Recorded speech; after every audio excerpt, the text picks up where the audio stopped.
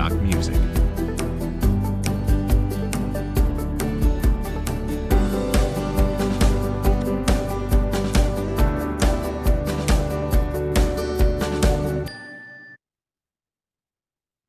Okay, a pleasant good morning sa inyong lahat, no? And welcome back to my virtual classroom. Okay, sa subject natin na auditing in CIS environment. Okay, nasa last lesson na tayo ng ating subject, no? That is lesson 12 and that is forensic accounting. Okay, so let's start. Okay, so ibigay din natin, no, yung ating magiging coverage ng ating finals, no? Actually, ito yung coverage natin ng midterm kung inyong maaalala, no, yung transaction processing and financial reporting overview, computer audit tools and techniques, data structure and CAATs for data extraction, okay, and transaction processing and financial reporting overview. Now, ito naman yung ating magiging coverage ng finals, no? Auditing the revenue cycle, okay, auditing the expenditure cycle, enterprise resource planning system, at saka yung ito nga, yung pinakalas nga, yung forensic accounting. Okay. Now, maganda rin ibigay din natin kung ano-ano ba yung mga learning objectives, no, nung tatalakayin natin na lesson. Okay. Sa number 1, understand what is fraud, no? So magbigay muna tayo ng overview ng fraud. Remember, yung forensic accounting, isa sa mga, no, parang subject nung ina-apply ang forensic accounting ay tungkol sa fraud. Okay. Now, pangalawa, discuss and give real-life statistic about white-collar crime. Okay. Yung fraud, usually, parang ginagawa ng mga nasa opisina, no? Yung mga naka-necktie, no? And then, ang tawag natin dun ay white-collar crime. Okay. Pangatlo, discuss what is forensic accounting na. At pang-apat, ano ba yung mga qualification and characteristic ng isang forensic accountant, no, na kailangan meron siya. Okay, so i-discuss natin yan sa pang-apat.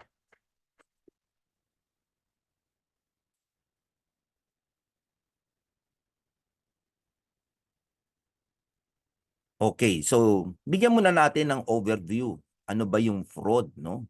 Okay. 'Di ba sa fraud ang Tagalog niyan ay panlilin lang, no? Okay. Now, by definition, fraud is gaining an unfair advantage over another person o pagsasamantala. Okay, legally, for an act to be fraudulent, there must be, no? Ito yung mga kailangan, meron siya. A false statement. Okay, may mga maling ibinibigay na impormasyon. Okay, a material fact which is something that induce a person to act. Now, usually, itong mga impormasyon nito o kaya yung mga bagay ay magpapaentis, no? O magbibigay ng interest, no, sa kausap. Okay, an intent to deceive upang manloko. Okay. Now, a justifiable reliance, that is the person relies on the misrepresentation to take an action. Okay. And then last, an injury or loss suffered by the victim. Just in case na na-entice, no? Ibig sabihin, napapayag mo. O kaya kung yung manloloko, napapayag niya o nakumbinsi niya, no? O pag ito na ngayon, naloko na ngayon, merong mawawala, no? Na wala nang maibabalik pa. Okay. Now, the fraud triangle. Now, class, sa ano natin, sa accounting in CIS environment, actually, na-take up na to, no? Yung fraud, no? Now, sabi nga natin, sa fraud triangle, may may tatlo siyang element. At sinasabi din natin, kung ito ay mapipigilan, yung isang element, kung hindi ito present, hindi magkakaroon ng fraud, no? So, ibigay natin, ano ba yung tatlong element na yan? Opportunity, the condition or situation that allows a person or organization to commit and conceal a dishonest act and convert it to personal gain. Another, no, yung rationalization, the excuse, no? Ito yung sinasabi natin na ito yung nagbibigay ng justification, no? No, that the fraud perpetrator used to justify their illegal behavior. Now, yung pangatlo, yung pressure, no? A person's incentive or motivation for committing fraud. Okay. Now, under this opportunity, meron din tayong tinatawag na opportunity triangle. Ito yung commit, conceal, and convert. Okay, papaliwanag natin yan later on, ha? So, i-present lang muna natin. Now, sa rationalization, meron ding tinatawag na rationalization triangle. Ito naman yung attitude, justification, and lack of personal integrity. Now, under pressure may dalawa, no? Meron tayong employee pressure triangle, that is yung financial, lifestyle, and emotional. Another ay yung FS financial pressure. O ito naman patungkol naman ito sa kumpanya. Samantalang yung isa yung individual, no? So financial, industry condition, and management characteristic, ha? So kaya dalawa yung pressure kasi dalawa yung yung tinatalakay, no? Okay. Now, paliwanag ngayon natin isa-isa, no? Kung ano ba yung yan. Opportunities, no? That is to commit fraud, no? Commit fraud. Okay. Now, doon sa natin, no? Ulitin lang natin, no? Kasi para at least na, Okay. The theft of asset is the most common type of misappropriation. Now, doon sa fraud kasi meron dalawang klase, no? Meron tayong tinatawag na misappropriation and financial fraud, no? So, dito sa commit of fraud, actually, meron tatlo, no? Meron tatlo na pamamaraan na kailangan, no? 'Di ba sa fraud triangle? Una, may sagawa yung fraud o panlilinlang. Conceal the fraud, maitago ito, 'di ba? Maitago ito na sa ganun siyempre hindi papahuli yung gumagawa ng fraud. At yung pangatlo, actually, bago natin yung pangatlo, na to prevent detection when assets are stolen and the financial statement are overstated. Ito yung way ng pang-concealment, di ba? Perpetrator must keep the accounting equation in balance by inflating the other asset or decreasing liabilities or equity. Okay, ang tawag natin dito sa accounting, actually, that is window dressing, no? When it comes to financial statement fraud, Okay, so kailangan balanse pa rin yung equation natin, no? Accounting equation. At yun nga, ang ginagawa nga doon is to reflect talaga yung financial statement na ito ay maganda. Kaya nga window dressing. At magagawa yun kung mapapataas mo yung income, konti yung liabilities, no? O kaya yung expenses mo, pinaliliit mo, o pinatataas mo yung revenue, or both, no? Para at least maging, pag tinignan ng third party or ng users of financial statement, yung financial statement, then makikita niya na okay, maganda na 'di ba iba-iba yung iba-iba yung reason kung bakit kailangan yung financial statement. Then magkakaroon ng ibig sabihin na positive reaction from the users of financial statement kung makikita na ganun, 'di ba? Now, there are two kinds, no, na sabihin natin naman ng fraud na nangyayari, no, sa individual, no. Ito yung lapping, concealing the theft of cash by means of series of delay in posting collection to accounts receivable. Now, class, ito naman, class, ang pamamaraan nito, kung nagkaroon ng koleksyon, no, ang kumpanya, hindi mo na ito ipinapasok o inire-record, no, sa individual customer account, no. So, ang ginagawa dito, class, itinatabi, kumbaga, ibinubulsa. Ngayon, kung sakaling nagkaroon uli ng panibagong koleksyon, ang ginagawa na ngayon, doon na ngayon pinapasok ngayon yung koleksyon, no, ng una. Okay. At ganun uli, pag merong uling koleksyon, itatabi. Pag jumaling, ilalagay. So, paunti-unti nakukuha niya yung pera, no, na para do sa kumpanya. Okay. Now, yung check kiting naman, creating cash using the lag between the time a check is deposited and the time it clears the bank. Now, ito naman class parang ganun din. Pero dito naman sa deposito ng bangko. Okay. Sa pagdideposit, hindi kagad ito idinideposito sa bangko.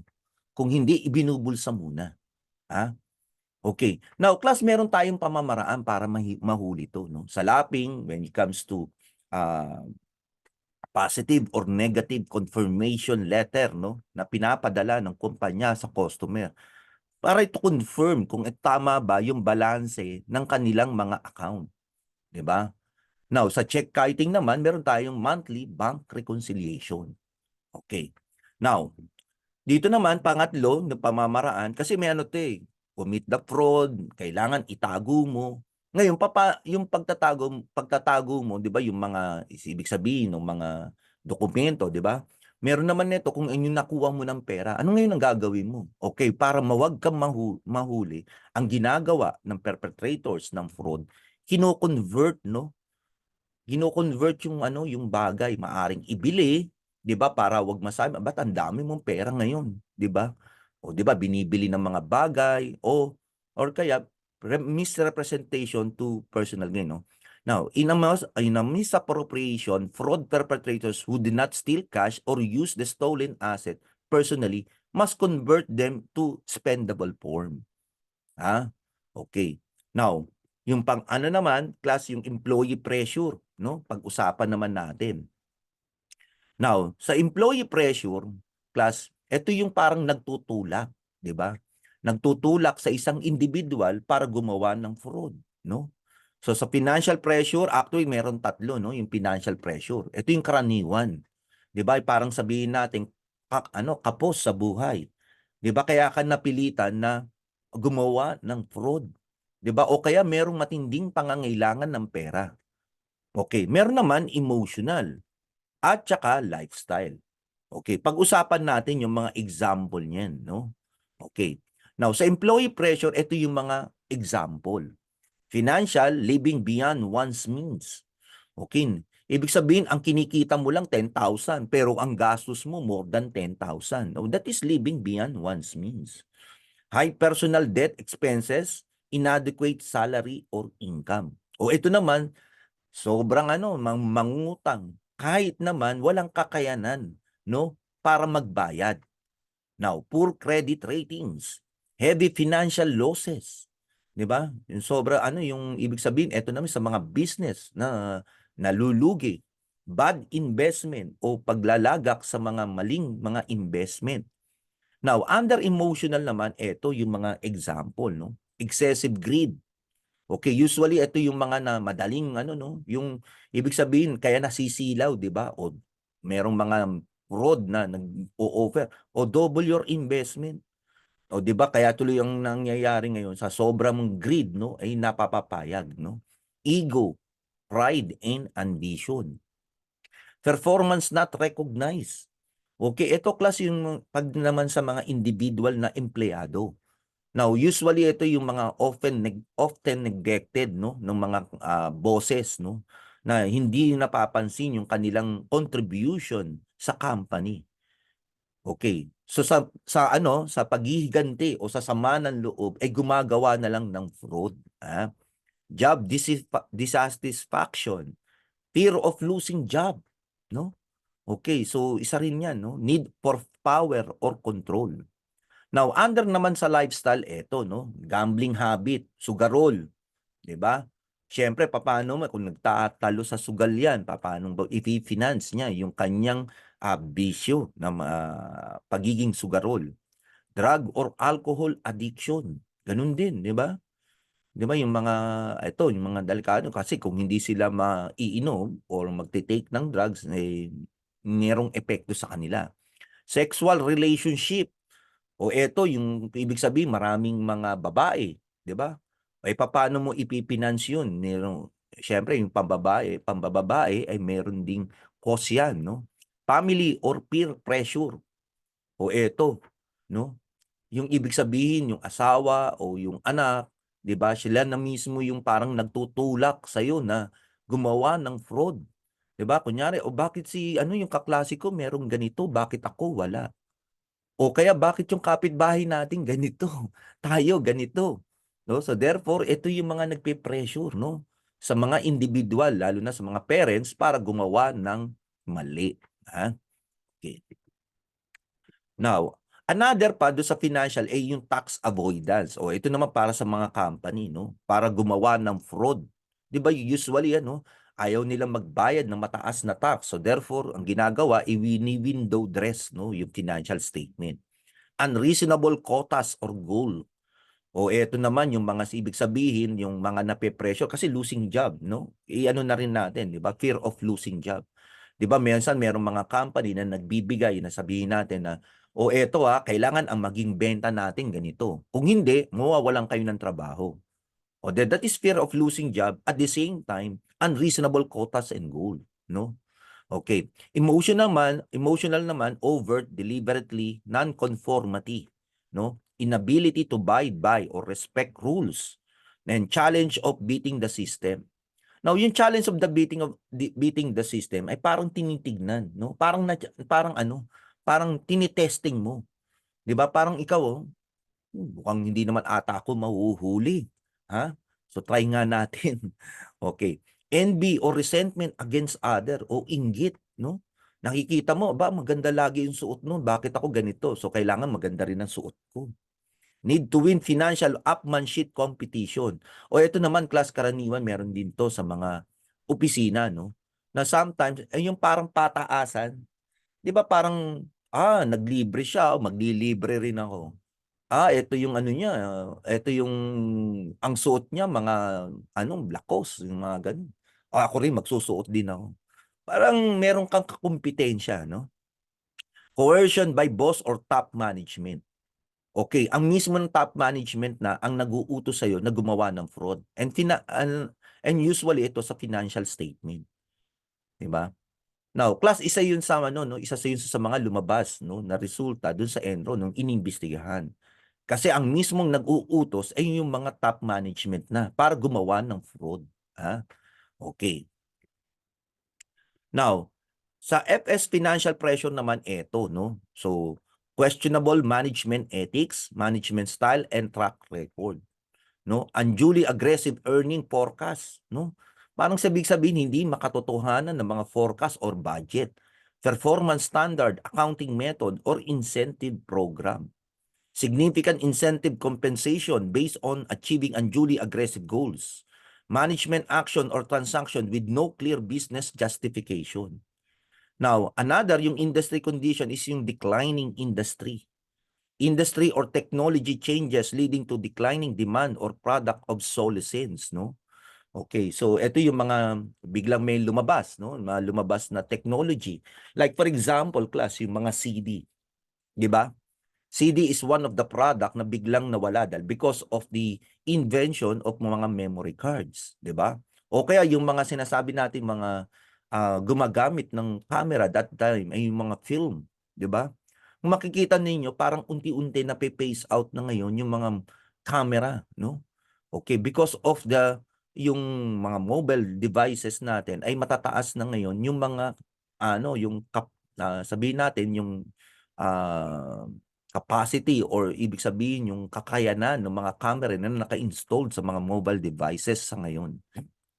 Now, new regulatory requirement that impair financial stability or profitability. Now, I'll give you a good example, no? Kunyari, mga gumagawa ng plastic, no?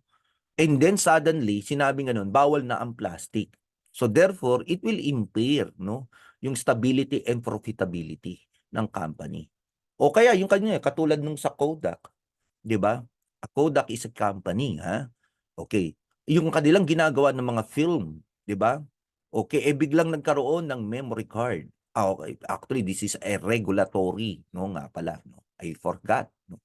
A regulatory. Now, yun nga, yung sa plastic nga, that is one, no? O kaya sinabi natin, eto, yung katulad nito, sabihin na lang natin, no? Sa mga jeep, di ba? Di ba sa jeep, kunyari kung ang business ng isang tao ay nagme-maintain siya ng mga jeepneys, no, pampasada. And then suddenly nagbigay ng regulatory that they're going to phase out na ngayon yung mga jeep. Or else, wala na, hindi na talaga sila makakatakbo. And that impairs the financial stability and profitability ng tao, no?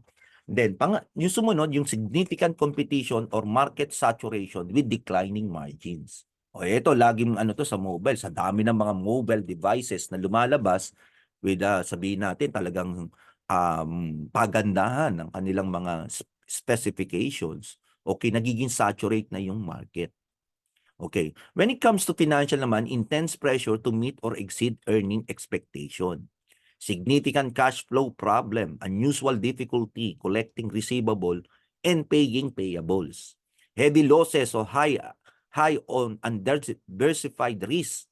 Pag sinabi natin yung investment, usually nasa lang yan, no? Nasa iisa lang. High dependence on debt or unduly restrictive debt covenants, no? Heavy dependence on new or unproven product line. Ah. Now, another for financial pressure, so under the management characteristic, oversensitivity to the effect of alternative accounting treatment on earning per share, strained relationship with past auditor. Okay, that is the reason why, 'di ba, when kunyari kayo yung magiging auditor, one of the responsibility of the auditor is to kung ano muna no, to communicate with the past auditor kung ano bago tanggapin yung ano no, with the past auditor kung ano yung kanyang naging experience no before mo tanggapin talaga yung engagement. Failure to correct errors on a timely basis leading to even greater problems. High management employee turnover. Unusual odd related party relationship. Now, for industry condition, significant tax changes or adjustment. Okay, and under naman sa financial, severe inventory obsolescence, no? Or excessive inventory build-up. Okay, kasi hindi nabebenta yung mga produkto. Economic condition like inflation and recession, no? Litigation, especially management versus shareholders. Impending business failure or bankruptcy, problems with regulatory agencies. Okay, ito naman rationalization. O ibig sabihin, ito yung mga justification. Na magbigay tayo ng mga sinasabi natin na most frequent rationalization, okay, na binibigay ng isang fraud perpetrator. 'Di ba? Lalo na kung ito ay nahuli. Now, class yung iba dito, pamilyar sa inyo kasi nakikita nyo to sa TV eh. Okay, ibigay natin isa-isa. I'm only borrowing it and I will repay my loan. Okay, just in case nagkaroon ng cash count sa kahan ng isang kahera at nakitang kulang. 'Di ba? Okay, ang karaniwang sinasabi, hindi, hiniram ko lang sandali pero babalik ko rin naman. Okay pa nga. You would understand if you knew how badly I needed it. Okay, parang ito kinukonsensya yung nakadiscover ng fraud. Okay, 'di ba kunyari, kung ikaw nasa kalagayan ko, nasa ospital yung si ganito, ganito, anong gagawin mo? Yan, 'di ba? So they're trying to justify. What I did was not that serious. Hindi naman seryoso. Huwag mo nang pansinin. It was for a good cause, no? Okay, natawag natin the Robin Hood syndrome. Robbing the rich to give the poor. Okay na yan. Kasi ito naman, yung mga aking kinuha na pera ay binibigay ko rin naman sa mga, sa mga magagandang mga gawain. Okay, dinodonate ko to sa mga, no, yung mga charitable institution. Okay. In my very important position of trust, I am above the rules. Okay, usually ito yung mga ginagawa ng mga manager, no? Teka lang, bakit mo ako sisitahin? Ako mas mataas ang pwesto ko sa'yo. 'Di ba? Kahit mali yung ginagawa. Everyone else is doing it. Okay, eto naman class, nakikita mo na yung karaniwan ay gumagawa, nakisabay ka na rin. 'Di ba? Aba, lahat sila gumagawa, gumawa na rin ako. No? Hindi sila nahuhuli. O maaaring hindi rin ako mahuli. No one will ever know. Walang makakaalam nito, ako lang ang nakakaalam. The company owes it to me. I'm taking no more than its rightful mine. Now, karaniwan ito, class, ito yung mga karaniwang na sinasabi ng mga tao o mga empleyado na kulang sa pagpapasweldo o hindi nabibigyan ng tamang compensation. Kulang ang pinasasahod sa akin to, mas maganda nito, ako na lang ang ano. Okay. Number 2 na tayo.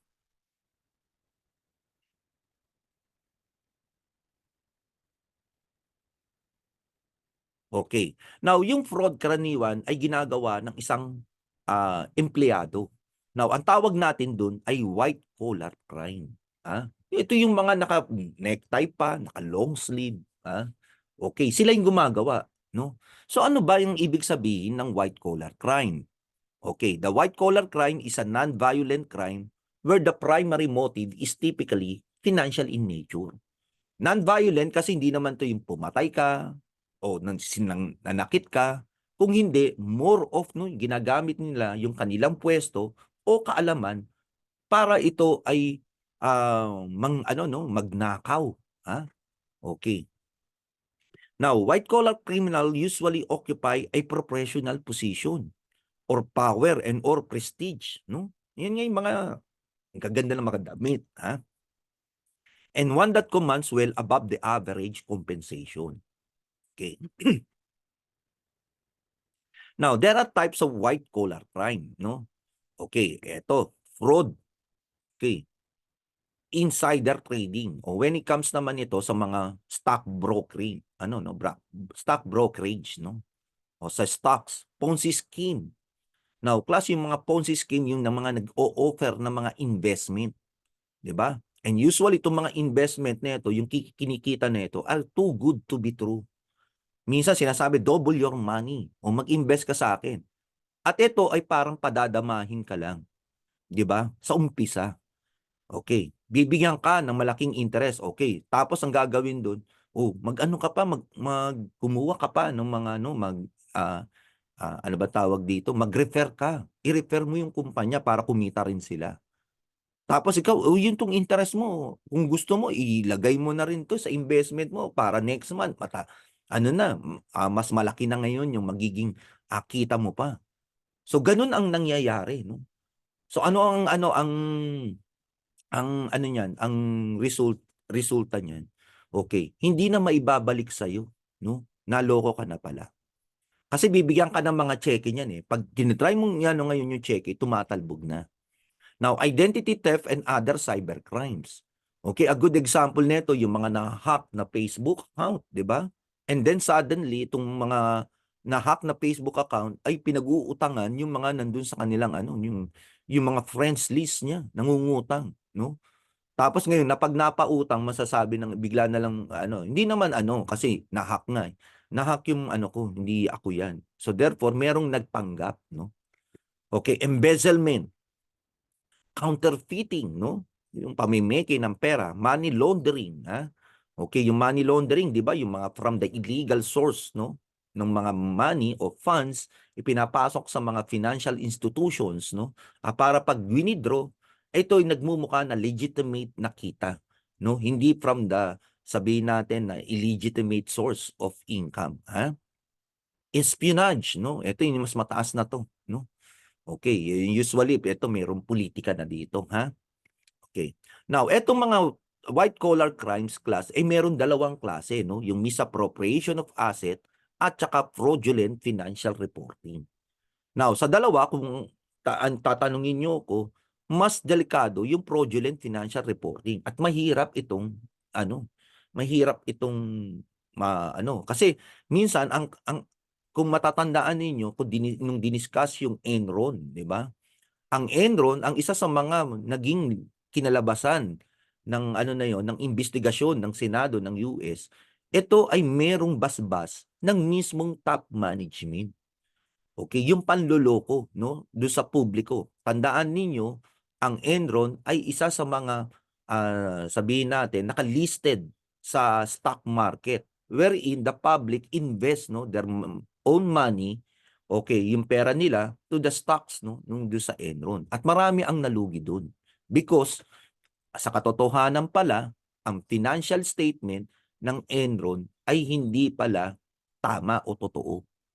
Siyempre kung ikaw naman alam mong nalulugi ba't mag-i-invest yung public? So therefore nagkaroon ng fraud, ha? Okay. Now ano ba yung dalawa na yan 'no, yung misappropriation of asset. Okay, it is the theft of company asset by employees 'no. A good example nito yung maling paggamit ng mga sasakyan, 'di ba? 'Di ba, for official use only pero ginagamit for personal use, 'di ba? Another, ito siguro, ito pamilyar kayo kung ang inyong mga magulang ay nasa office. I doubt it na baka mayroon talaga sa inyo na gumagawa. Okay, just in case na meron kayong project, imbis na bumili, 'no? Bumili sa ano, sa National Bookstore, ang gagawin dun kukunin yung bond paper at saka folder, 'di ba, nag-uuwi ballpen, 'di ba? O eto para sa anak nila na nag-aaral. Okay, that is misappropriation of asset. Now, yung fraudulent financial reporting naman, it is the intentional or reckless conduct, whether by an act or omission, that result to materially misleading financial statement. At ito nga yung tinatawag natin na window dressing. Ha? Okay. Now, who commits the white collar crime? No? Okay. Now, class, ito ay pagbibigay sa inyo ng real statistics, no? Okay. Na masasabi natin ano ba talaga yung naging ano, no, from the research, no? Legitimate research ng mga different, sabihin natin, na organization. Ito yung lumabas sa kanilang pag-aaral. Now, sino-sino ba ang gumagawa ng white collar crime? Now, based dun sa sa research, a gender breakdown of defendants in the financial scandal from 2001 to 2018 found that just 7% of those involved were women. So karaniwan lalaki, ha? Now, 3/4 of the white collar criminal offenders are white males, ha? Okay, over half, no, 62% of white collar criminals are married, no? And 50% own homes. Okay, ibig sabihin, meron naman palang may maayos na palang pamumuhay, no? Okay. Now, about half of the occupational fraud perpetrators have university degree. Kaya nga white collar, di ba? Kaya nga they occupy, sabihin natin, yung position, di ba? Kaya nga naging kasi dapat ang isa sa mga requirement nun is a university degree graduate, ha? Now, 94% of the white collar crime perpetrators are the only criminals in the family. Okay? Ha? So, isa lang, no? The average white collar criminal, kumbaga, sabihin natin, yung hindi parang sa isang pamilya, hindi naman lahat gumagawa ng white collar crime. Kumbaga, isa lang, laging parang sa isang pamilya, parang meron lang talagang isa lang talaga na gumagawa. Parang class yung siya lang yung parang black sheep sa family, ganun, ha? Okay. The average white collar criminal is 41 years old, no? Okay, usually kasi yung 41 years old, baka ito yung parang nagpe-prepare niya siya for his or her retirement, 'di ba? Kaya gumagawa na ng kalokohan. Okay. Occupational fraud is most common among individuals who have spent 1 to 5 years with their employer, no? Okay. Now, 39% of fraud perpetrators at non-profit organization ay yung mismong mga owners or executive. Ha? Okay, and that is based on 2020 Global Study on Occupational Fraud and Abuse.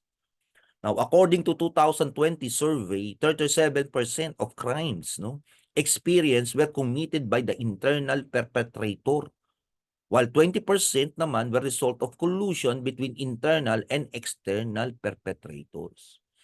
Okay, ang ibig sabihin lang niyan, solo flight, yung una. Yung pangalawa, meron din siyang kasabwat. Ha? Okay. Now,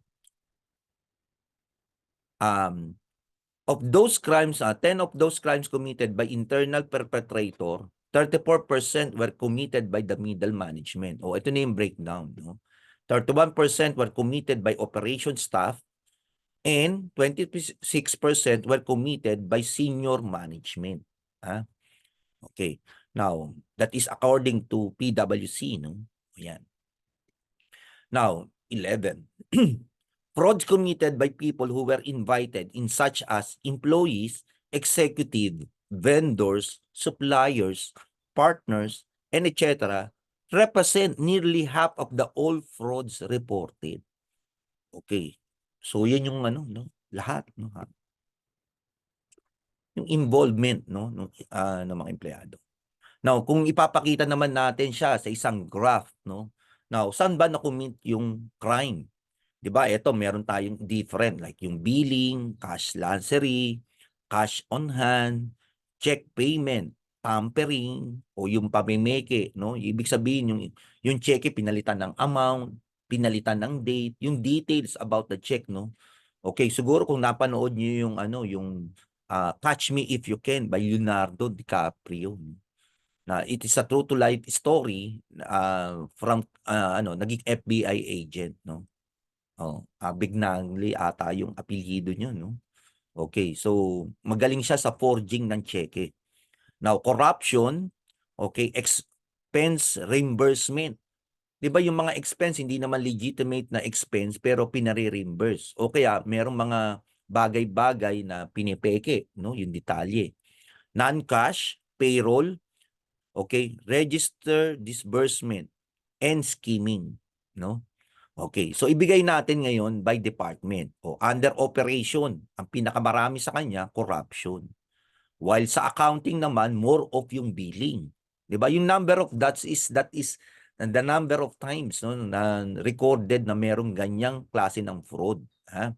Executive upper management ang pinakamarami sa kanya yung corruption. Sa sales ganun din, ha?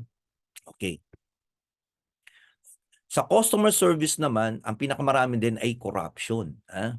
Administrative support, actually parang equal lang no before between billing and corruption. While sa finance naman corruption. At lalo na sa purchasing no. Kung makikita nyo corruption. 'Di ba sa purchasing laging 'yan yung parang pinifavor mo yung mga sabihin natin vendor kasi may mga gifts 'yan eh. Na in real life class talagang nililigawan talaga yung mga purchasing manager. Kasi nasa kanila ang desisyon kung sino papapaboran na sabihin natin na vendor. At usually yan may mga commission, ganito, nakikipagsabuatan, commission, kickbacks, and even gifts, no, yung mga illegal gifts, no. So that is corruption. Okay, prevention and detection, no, magbigay din tayo no ng mga yung lumabas na research no o result of research.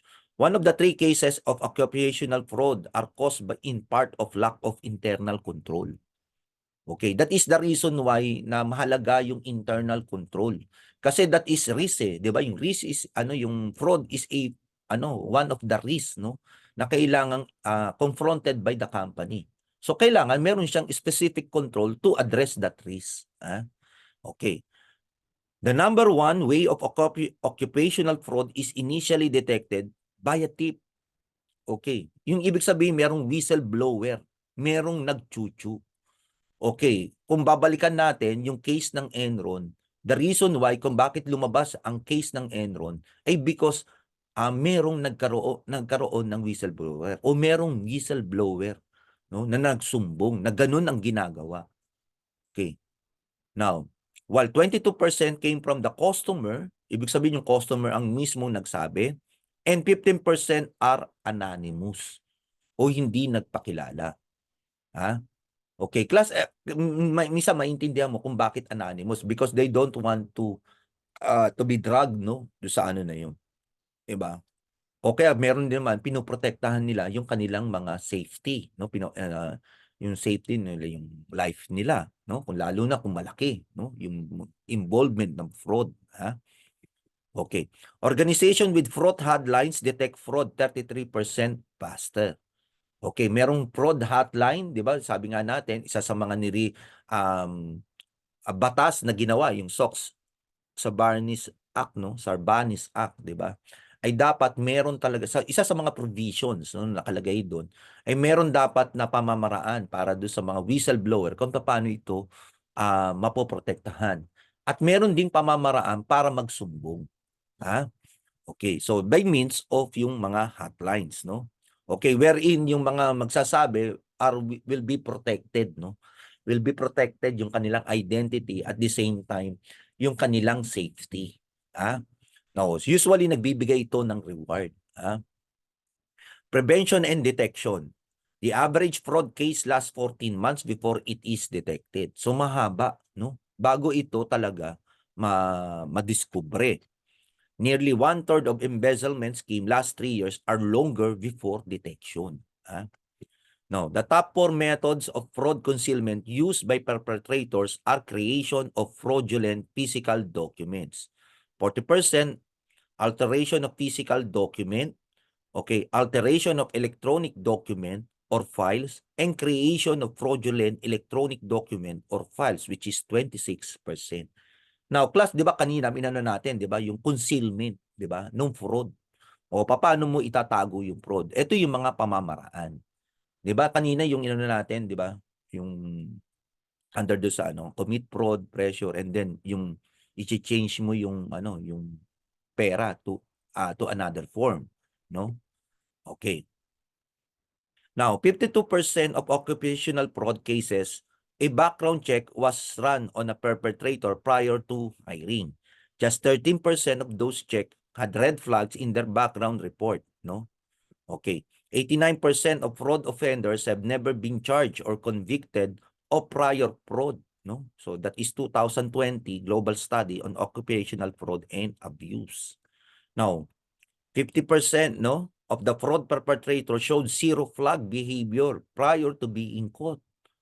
'Di ba wala ano, kasi merong ang tinatawag nating red flag, ito yung parang mag-iisip ka, 'di ba?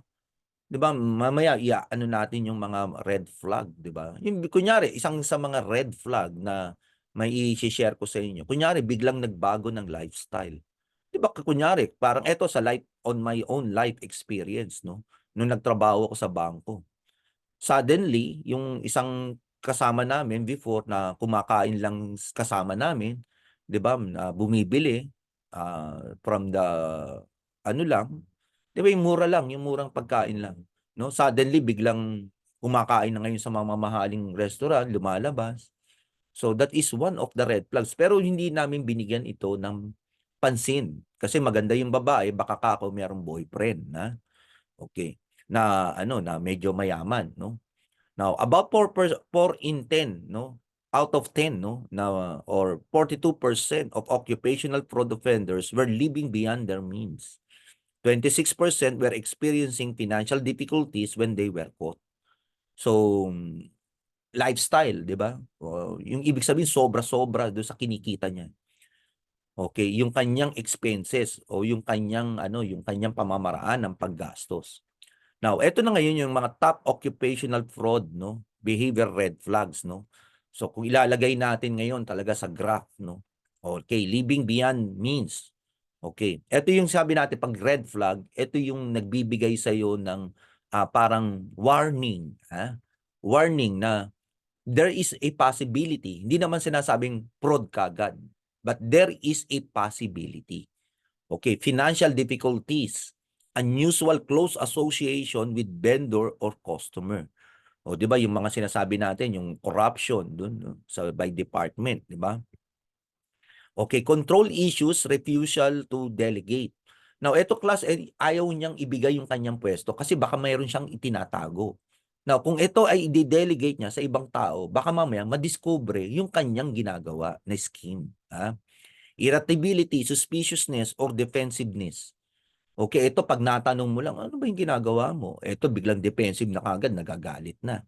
Wheeler-dealer attitude, that is 13%. Now, divorce family problems, addiction problems, complain about inadequate pay, that is 8%, no? 12, 9, and 8% respectively. Refusal to take vacation, ganun din, no? Parang ayaw mong i-delegate. Ayaw mong bakasyon dahil kasi baka mamaya kapag may pumalit dun sa pwesto mo ay madiskubre yung ginagawa mong kalokohan o ginagawang kalokohan ng empleyado. That is 7%. Okay. So ano ba yung mga types of white collar crime, no? Ito naman yung ano.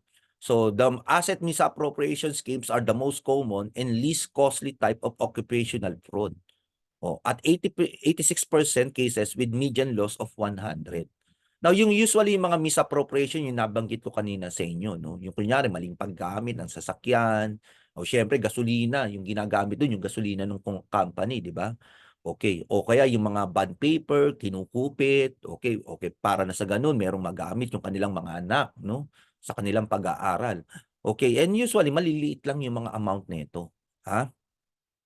Now, ang ang pinakagrabe nga sabi natin, yung financial statement fraud scheme are the least common, most costly type of occupational fraud, no? At 10% of cases with the median loss of $954,000.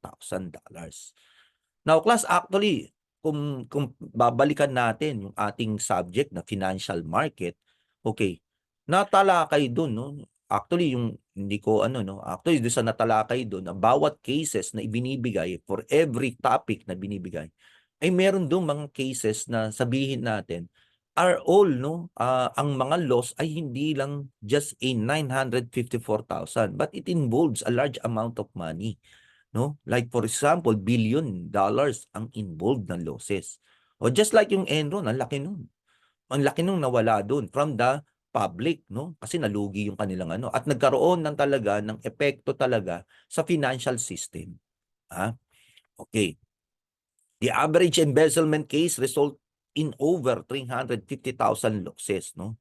O pagwawaldas, no? Okay. Billing fraud, payment fraud, and check or payment tampering are all more common in small businesses. Okay, ito yung mga small time, no? Yung mga ano natin. Pero sabi nga nila, Florida has the highest number of convicted money launderers, followed by New York and Texas. Okay, the average sentence for money laundering is 64 months, no? Okay. Fraud is the most common offense among organizational offenders, no? Okay. Corporation, partnership, union, okay. And trust, no? Pension funds and non-profit organization. Okay, kung ilalagay naman natin sa industry, by industry, so sa graph, eto yun, no? Okay, banking and financial services, yan. Okay, ang common is more of yung sa corruption. Government and public administration, wag nyo nang tanungin. Corruption, di ba? Okay, manufacturing corruption din and followed by billing, no? Okay, sa healthcare corruption din and followed also by billing, no? So most actually more of yung corruption, no? Okay. Oh, lalo na dito sa energy, no? Okay, corruption din, no? Retail, insurance. Sa education, okay, parang mas marami yung billing. Parang okay, equal lang sila ng corruption, na? Okay. Okay, again, no, do sa construction, transportation and warehouse, technology, telecommunication, ang nananaig sa kanila ay yung corruption, ha? Okay. Food service and hospitality, corruption. Pero sa services, sa professional, dun sa billing, no? More of yung billing. Like for example, yung billing ng mga lawyers, no, sa mga kliyente. Eh kasi doon yung marano kung ano-ano pinaglalagay, no, kahit na hindi naman talaga totoo. Real estate, okay, more of yung corruption, ha? Okay, now when it comes to prosecution, okay, magbigay din tayo ng mga statistics, no? Only 56% of organizations conducted an investigation of their worst incident. Okay, yung iba kasi, yung the rest, hindi na ito no, binibigyan ng pagpapahalaga. Remember, ang isa sa mga recommendation sa mga sa mga fraud, kailangan i-prosecute mo talaga.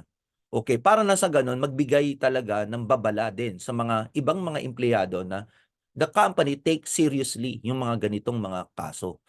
Kasi kung hindi ito gagawin, then magkakaroon ng idea naman ang mga ibang empleyado na okay lang pala gumawa ng fraud, 'di ba?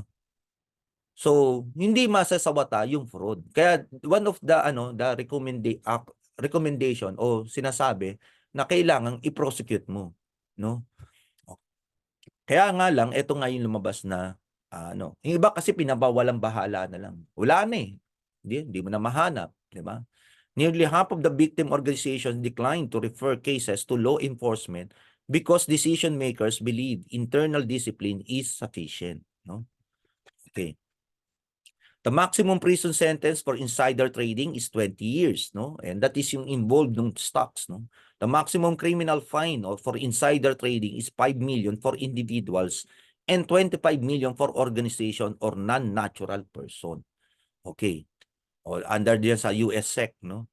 The top 3 parties that whistleblowers report to are direct supervisor, okay, fraud investigation team, and internal audit.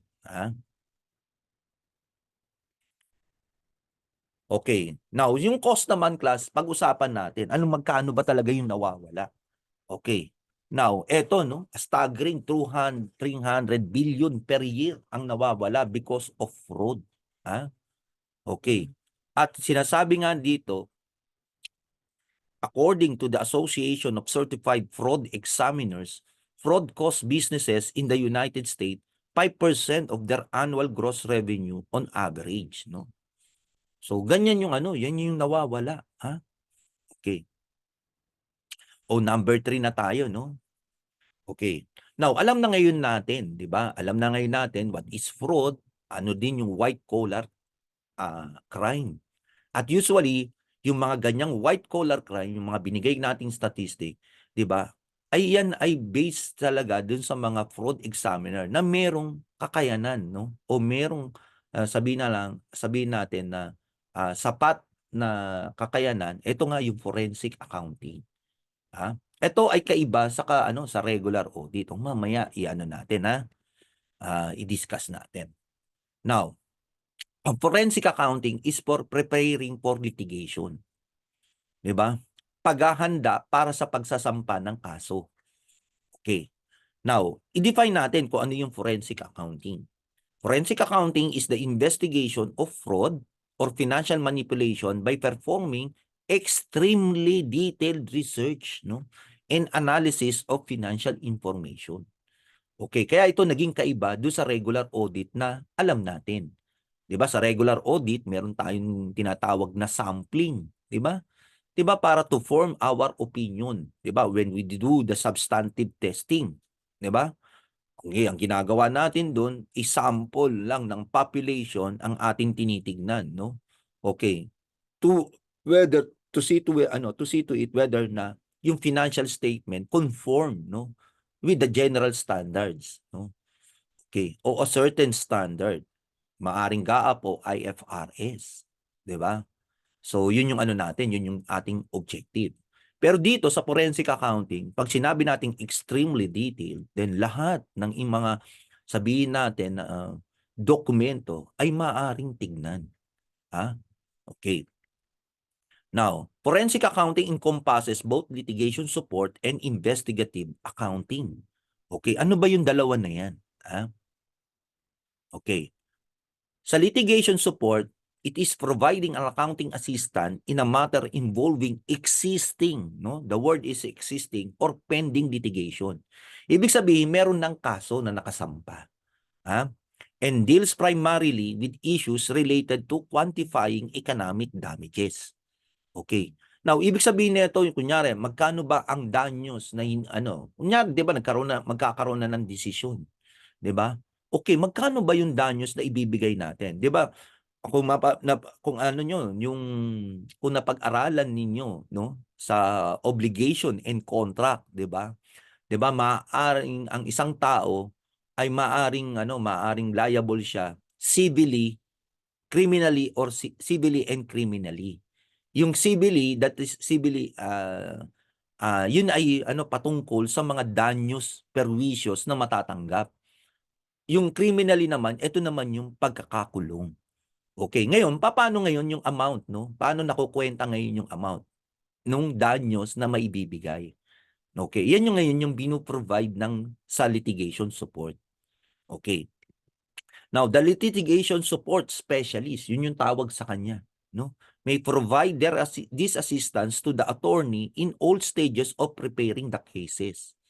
Okay. And could be on the stand serving as an expert witness. Okay. Now, sa investigative accounting naman, class, typically associated with investigation of criminal matter. Now, ito naman, class, wala pang talagang kaso na nakapending. 'Di ba? Hindi pa naisasampa. Ang ginagawa pa lang nito, case build-up. Okay. So, kinukuha mo muna lahat ng informasyon. Paano nangyari, magkano yung amount, talaga ang nawala. So, yun yung ginagawa. Okay. Now, an average investigative accounting assignment would be related to employee theft, security fraud, insurance fraud, kickbacks, and proceed of crime investigation. Okay. Certified public accountant and certified fraud examiner work on site to uncover the truth by examining the financial source and source document for fraud. Okay, yung class, yung mga nasa NBI, Actually, sila ay mga CPA lawyer, Asa sa mga requirement to become an NBI agent, Okay, baka mamaya if you sabihin natin na parang gusto nyo more of yung investigative, then yun sa NBI. Ganun ang ginagawa nila. Okay. Now, ang mahalaga lang dito sa investigative is talagang maano mo talaga, yung exact talaga. Kasi tandaan nyo, pagdating ng pagsasampa ng kaso, dapat ito ay hindi hula-hula lang. Kung hindi talaga, meron ka talagang material fact na ipipresent sa korte. So, yun ang dapat sarado rin. Kumbaga parang sabihin natin na yung case na isasampa do sa taong gumawa ng kamalian ay talagang sabihin natin na hindi may re-refute, Okay, o hindi maitatanggi, ha? Now, pag ano yun natin ngayon class 'no, ipagkumpara natin ngayon yung forensic accounting at saka yung auditing. Now, sa by definition, ang forensic accounting, application of accounting and auditing and investigative skill. So, hindi lang pala accounting and auditing, but meron din kang dapat na skill how to investigate, no? Kasi mag-i-interview ka diyan, eh. Interview o ano yung pamamaraan o iba pang mga skills na kailangan to carry out the responsibility. Now, skill to identify, interpret, and communicate financial information. Now, while in auditing, it is systematically examine financial records, no, statement, transaction to ensure no accuracy and compliance with accounting standard. Now, magkaiba din sila ng kanilang objectives. Now, yung objectives under forensic accounting, it is to identify and investigate financial fraud, embezzlement, and other financial irregularities. Sa auditing naman, more of nung sabihin natin, kumbang yung financial statement conform with a certain standard for your to form an opinion, ha? Okay, that is for external. Sa internal na more of yung assurance, no? Assurance na assurance naman ang ibinibigay, no? Okay. Sa scope naman has a broader range than auditing, no? As you can use it to investigate various financial irregularities. While sa auditing naman, focus on examining financial statement and transaction for accuracy and compliance. Okay. Now, di ba nabanggit ko sa inyo kanina, class, when it comes to forensic accounting, lahat ng document talagang titignan. While in auditing, certain lang, di ba, meron tayong tinatawag na sampling. Ha? Sa technique naman, it involves various investigative methods such as data analysis, document examination, and interview to identify financial fraud. While in auditing naman, it relies on analytical procedures, substantive testing, and other technique to verify financial information. Now, kasama na rin dito syempre yung mga napag-aralan natin like yung bot, no? Kailangan may kaat sila, no? Yung mga ginagamit nila. So they should be parang sabihin natin computer savvy because of the information are already stored, no, sa mga computer, ha? Okay. Now, legal proceeding often used as a legal proceeding such as investigation, no, by regulatory bodies, criminal investigation, or civil litigation. Okay, sa auditing naman, not directly involved in legal proceeding. No, di ba nag-o-audit ka because you want to know kung nag-confirm yung financial statement o yung mga sabihin natin, representation in the financial statement ay totoo. 'Di ba? Hindi na naman magsasampa ng kaso, pero sa forensic accounting magsasampa ka ng kaso, ha? Sa fraud detection specifically designed to detect and investigate fraud. Sa auditing naman hindi. Okay. Pero class merong nangyayari, 'di ba? Okay, 'di ba pinag-aralan natin external and internal.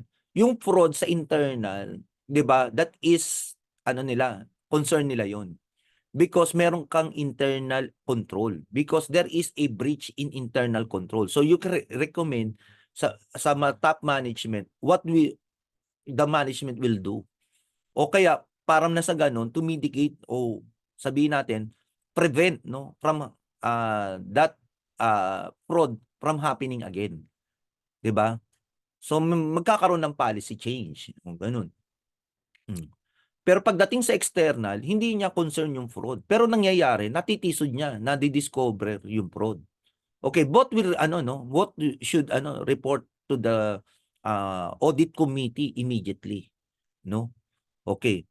Pero sa fraud naman sa external, actually yung mismong epekto ng fraud sa financial statement kung material. Okay, at doon siya magbabase ng kanyang opinion, 'di ba? Whether it is conform, no, with the standard, ha? Okay. Key areas of expertise o ito yung mga kailangan, no? Financial analysis, investigation, okay? Expert testimony, dispute resolution, and fraud detection, no? So ito yung mga kailangan na kumbaga parang meron, no? Isa sa mga kailangan na meron ang isang fraud examiner, ha? Actually, merong group talaga, no? Association of Fraud Examiner. Ah, okay. Other areas, o ito pa, no? Okay. Other areas na sabihin natin na um, maaring ma-involve, no? O maaring ang kailangan ng isang fraud examiner, no? Financial theft, no? Bankruptcy, securities fraud, economic damages, no? Ito yung mga areas, no? Kumbaga saan yung talaga yung kailangan ng isang fraud examiner. Okay. Another, tax evasion or fraud, professional negligence claims, money laundering, privacy information, and divorce proceeding. Okay, 'di ba? Yung paghihiwalay, 'di ba? Kung magkano yung ibibigay, 'di ba? 'Di ba yung mga support, 'di ba? Yung mga support, 'di ba? Makikita ninyo yung naghiwalay, yung babae inawardan ng ganito, 'di ba?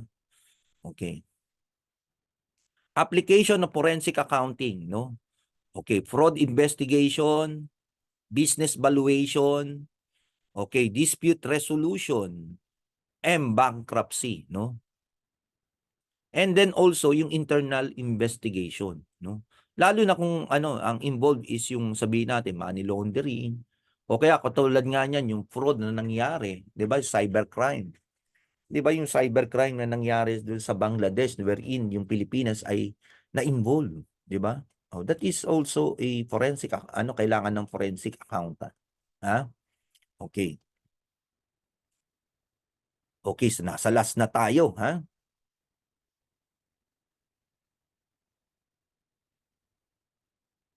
Okay, approach to forensic accounting assignment. Okay. Now, class, paano ba yung procedure? Meron din itong step by step, katulad din ng ginagawa, no? May process din, no? Katulad ng ginagawa ng regular audit. Okay, yung una, meet the client. Okay. And then, syempre, doon sa pag-uusap ninyo, try to perform a conflict check. Baka mamaya, yung iyong independence o maging bias ka, no, sa gagawin mo. Kasi meron ka palang conflict of interest.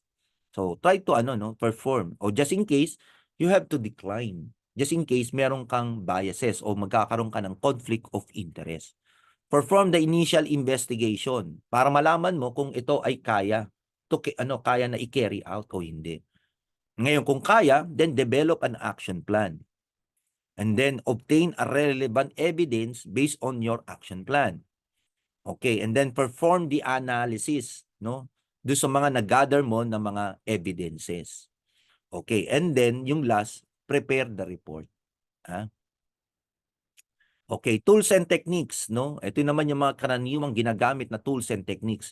Financial statement analysis, data analytics, no? Okay, accountant use the data analytics tools, no, to analyze large data set and identify pattern and trends, no? Auditing standards, no? Expert testimony, no? Okay, so actually yung pagbibigay mo ng pag ikaw ay nasalang na bilang as an expert witness, 'di ba? Kasi ikaw yung merong kaalaman ikaw yung nag-imbestiga. So one of the masabi sa korte, no? So maaring ikaw ay maging maimbitahan sa witness stand, Investigative techniques, no? Such marunong kang how to investigate. Kaya nga hindi ito plus hindi lang to regular audit, no? Kasi sa regular audit tahimik ka lang nagkukuwenta doon. Dito hindi. Magsasalita ka talaga. Okay. Now, ano ba yung mga certification and qualifications, no, na needed, no? Okay. Una, syempre, a certified public accountant, 'di ba? Pangalawa, certified fraud examiner. Okay, kasi because beyond, no, kayo nga merong ng investigative function, no? Okay, certified public bookkeeper. O eto, class, 'di ba? Kung matatandaan ninyo, during your first year, kayo ay nag-take ng certification, no, ng bookkeeping, Okay, eto, O eto 'yun, kasama 'yan. And that is recognized, no, sa ibang bansa, Okay, kung kayo ay naging CPA, kailangan nyo na lang pala certified fraud examiner, no? To become one of the sabihin natin forensic accountant, to be classified as forensic accountant. Now, characteristics should a forensic accountant possess, no? Una, yung curiosity. Okay, persistence. O 'di ba yung hindi sumusuko, 'di ba? Detailed oriented, creativity, discretion, skepticism, no? Confidence, sound professional judgment. And who retains the forensic accountant? Sino ba yung mga may kailangan sa forensic accountant? Lawyers, police forces, insurance company, government, no? Banks, ports, business community, no? Yan yung mga may kailangan. And usually kasi nandiyan yung mga ano, yung mga sabihin natin, yung mga fraud na nangyayari, no? Sa korte kailangan mo naman when it comes to litigation, ha? Okay. Oh, that's all class, no? And thank you sa inyong pakikinig. Now, before I end, eto, i-share ko lang sa inyo. Ha? Go confidently in the direction of your dreams. Ha? Live the life you have imagined. Okay. Okay, so sa katuparan ng inyong pagiging CPA, then be confident, ha, na ito ay mangyayari. Pero kailangan lang talaga mag-invest ka talaga ng pagod, time, no? Okay, merong mga sacrifices. Okay, so thank you sa inyo, class, no? At thank